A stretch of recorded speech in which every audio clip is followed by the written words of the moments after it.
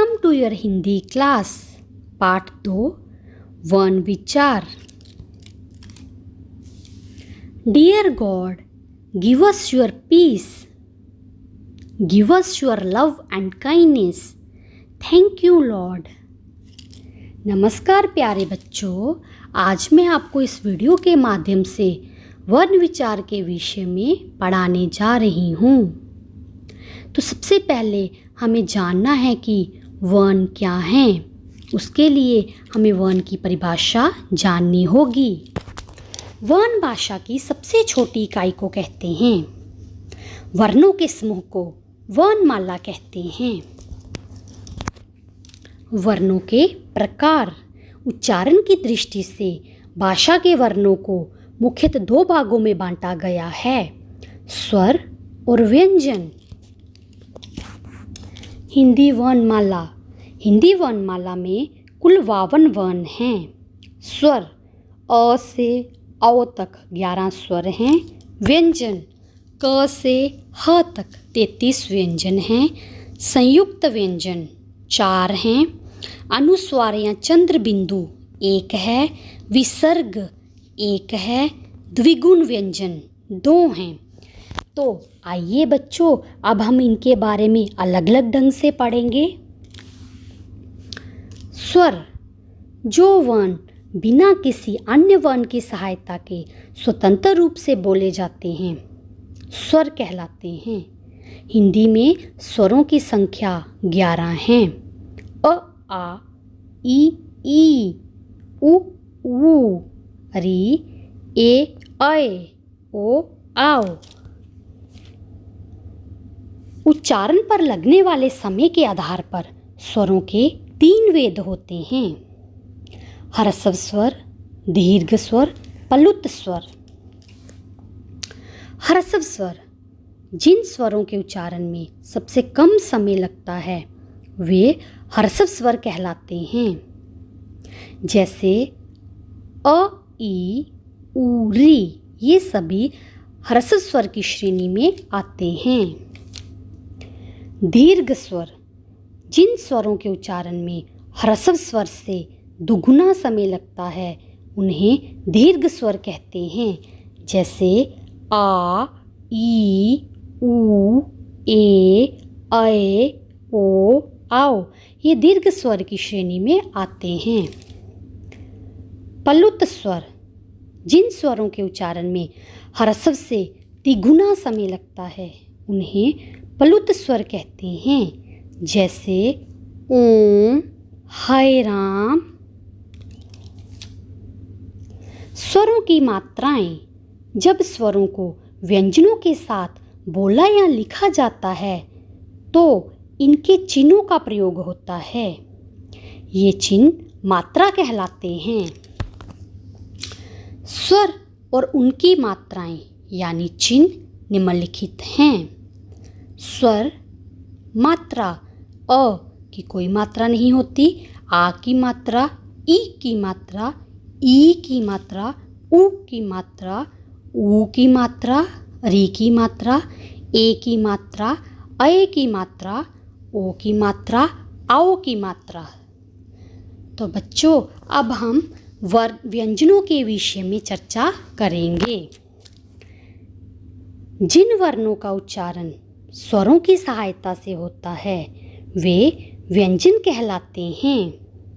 इसके 3 वेद होते हैं, स्पर्श व्यंजन, अंतस्थ व्यंजन, ऊष्म व्यंजन। स्पर्श व्यंजन, जिन व्यंजनों का उच्चारण करते समय श्वास मुख के विभिन्न स्थानों का स्पर्श करती हुई बाहर निकलती है उन्हें स्पर्श व्यंजन कहते हैं। स्पर्श व्यंजन, व्यंजन उच्चारण स्थान, कवर्ग, कंठ, चवर्ग, तालु, टवर्ग, मूर्धा, तवर्ग, दंत, पवर्ग, ओष्ठ। अंतस्थ व्यंजन, जिन वर्णों का उच्चारण स्वरों और व्यंजनों के मध्य का होता है वे अंतस्थ व्यंजन कहलाते हैं। इनका उच्चारण करते समय जीव मुंह के किसी भाग को भी पूरी तरह स्पर्श नहीं करती। ये हैं य, र, ल, ब। ऊष्म व्यंजन। इन वर्णों के उच्चारण के समय हवा के रगड़ खाने से मुख में गर्मी यानी ऊष्मा उत्पन्न होती है, अतः इन्हें ऊष्म व्यंजन कहा जाता है। ये हैं श, श, स, ह।